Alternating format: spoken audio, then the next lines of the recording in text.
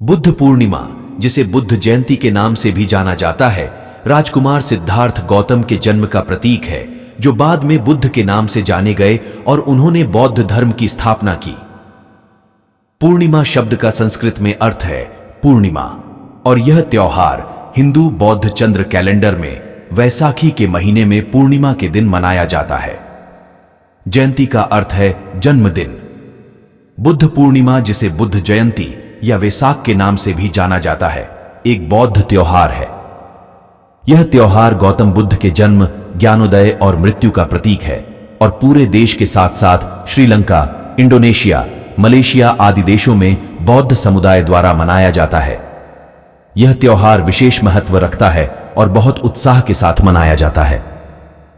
Gregorian calendar में तारीख साल दर साल बदलती रहती है और आमतौर पर वैसाख की पूर्णिमा के दिन मनाई जाती है।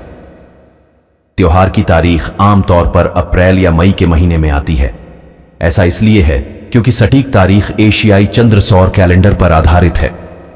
यदि यह लीप वर्ष है तो त्योहार जून के महीने में पड़ता है। बुद्ध पूर्णिमा क्या है? बुद्ध पूर्णिमा बौद्ध परंपरा में एक महत्वपूर्ण त्योहार है, जिसे दक्षिण पूर्व और पूर्वी एशिया में मनाया जाता है। यह राजकुमार सिद्धार्थ गौतम के जन्म की याद दिलाता है, जो बाद में गौतम बुद्ध के नाम से जाने गए और उन्होंने बौद्ध धर्म की स्थापना की। बौद्ध परंपरा और पुरातात्विक खोजों के अनुसार गौतम बुद्ध का जन्म 563-483 ईसा पूर्व के आसपास लुम्बिनी, नेपाल में हुआ था। उनकी मां रानी माया देवी ने उन्हें अपने पैतृक घर की यात्रा के दौरान जन्म दिया, जबकि उनके पिता राजा शुद्धोधन थे। माया देवी मंदिर इसके आसपास के बगीचों और 249 ईसा पूर्व के अशोक स्तंभ के साथ लुम्बिनी में बुद्ध के जन्म स्थल को चिह्नित करता है। बुद्ध के जन्मदिन की सटीक तारीख विभिन्न एशियाई क्षेत्रों में मनाए जाने वाले विभिन्न चंद्र कैलेंडर के आधार पर भिन्न होती है। जबकि श्रीलंकाई सम्मेलन विशिष्ट वर्ष निर्धारित करता है, अन्य चंद्र सौर कैलेंडर अलग अलग चंद्र दिवस निर्दिष्ट कर सकते हैं। नतीजतन बुद्ध के जन्मदिन का उत्सव आमतौर पर पश्चिमी ग्रेगोरियन कैलेंडर के अनुसार अप्रैल या मई में मनाया जाता है, जिसमें लीप वर्ष में बदलाव होता है, जो कभी कभी जून तक बढ़ जाता है।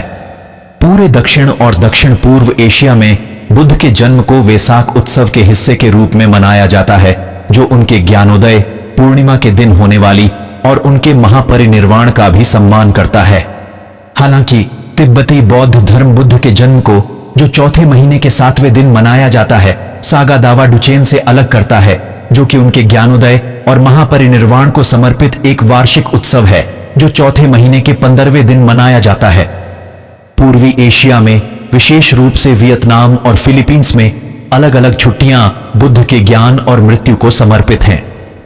भारत में बुद्ध पूर्णिमा के लिए सार्वजनिक अवकाश पहली बार BR अम्बेडकर द्वारा कानून और न्याय मंत्री के रूप में उनके कार्यकाल के दौरान शुरू किया गया था।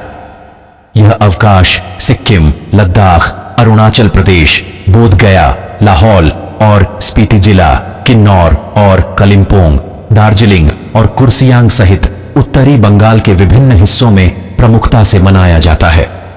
इसके अतिरिक्त यह महाराष्ट्र में मनाया जाता है, जो भारत की 77% बौद्ध आबादी का घर है। साथ ही देश के अन्य हिस्सों में भी भारतीय कैलेंडर का पालन किया जाता है। इस अवसर पर बौद्ध एक धार्मिक सेवा के समान एक विस्तारित बौद्ध सूत्र में संलग्न होने के लिए विहारों में एकत्रित होते हैं। बुद्ध पूर्णिमा।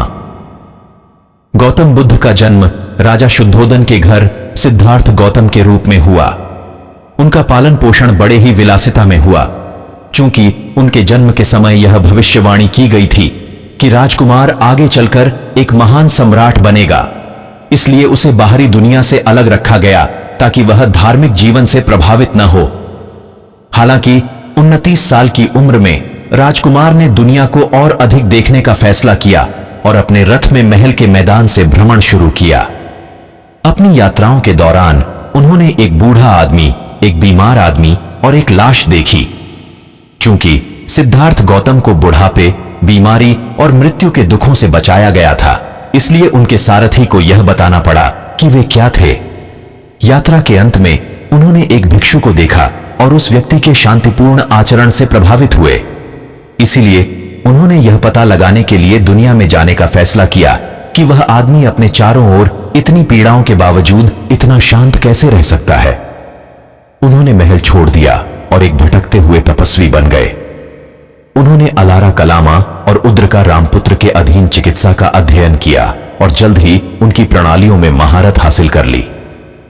वह रहस्यमय अनुभूति की उच्च अवस्था तक पहुंच गए, लेकिन चूंकि वे असंतुष्ट थे, इसलिए वे आत्मज्ञान के उच्चतम स्तर निर्वाण की तलाश में निकल गए।